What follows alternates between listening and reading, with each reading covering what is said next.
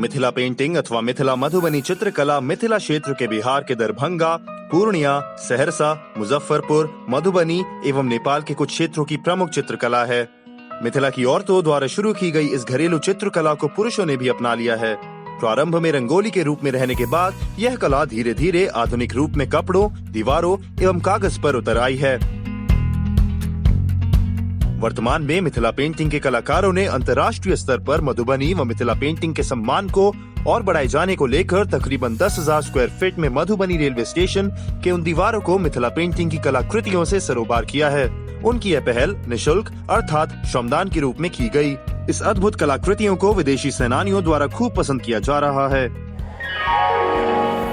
यात्रीगण कृपया ध्यान दिया, गाड़ी संख्या 5551 सवारी गाड़ी जे जयनगर चलिका सकरी दरभंगा हायाघाट होए सब छोटबड़ स्टेशन पर रुक गए, समस्तीपुर तक जाए प्लेटफॉर्म संख्या 1 पर आया गया है।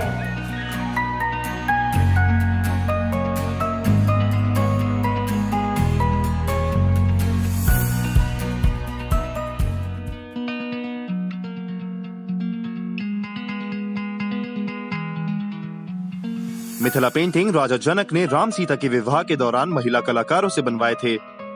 मिथिला क्षेत्र के कई गांव की महिलाएं इस कला में दक्ष है। अपने असली रूप में तो यह पेंटिंग गांव की मिट्टी से लीपी गई झोपड़ियों में देखने को मिलेंगी, लेकिन इसे अब कपड़ों या फिर पेपर के कैनवस पर खूब बनाया जाता है।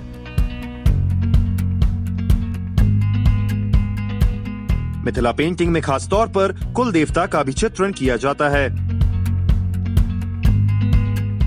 हिंदू देव देवताओं की तस्वीर, प्राकृतिक नजारे जैसे सूर्य व चंद्रमा, धार्मिक पेड़ पौधे जैसे तुलसी और विवाह के दृश्य देखने को मिलेंगे।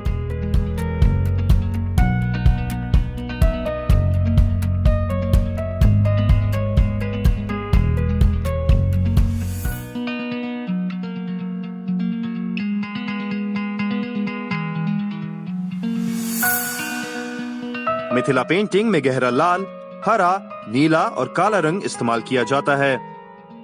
कुछ हल्के रंगों से भी चित्र में निखार लिया जाता है, जैसे पीला, गुलाबी और नींबू रंग। यह जानकर हैरानी होगी कि इन रंगों को घरेलू चीजों से ही बनाया जाता है, जैसे हल्दी, केले के पत्ते, लाल रंग के लिए पीपल की छाल इत्यादि। मिथिला पेंटिंग ज्यादातर बैठक या फिर दरवाजे के बाहर देखी जाती है। पहले इसे इसलिए बनाया जाता था ताकि खेतों में फसल की पैदावार हो, लेकिन आजकल इसे घर के शुभ कामों में बनाया जाता है।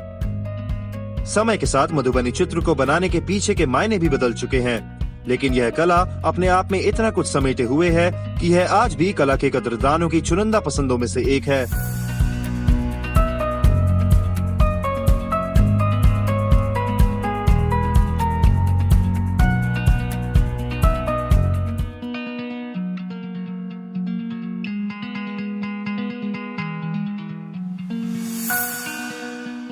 मधुबनी मिथिला पेंटिंग में मिट्टी व गाय के गोबर के मिश्रण में बबूल की गोंद मिलाकर दीवारों पर लिपाई की जाती है।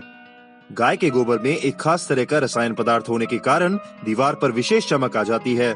इसे घर की 3 खास जगहों पर ही बनाने की परंपरा है, जैसे पूजा स्थान, कोहबर कक्ष और शादी या किसी खास उत्सव पर घर की बाहरी दीवारों पर।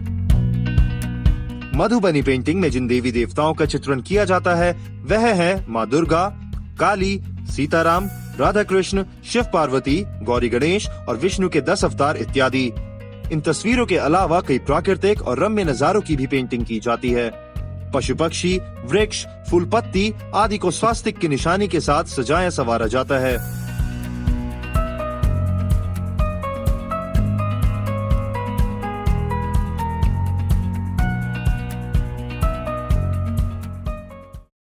दोस्तों, आज ही हमारे चैनल द न्यूज़ इवेंट को सब्सक्राइब करें और इसका लाभ उठाएं।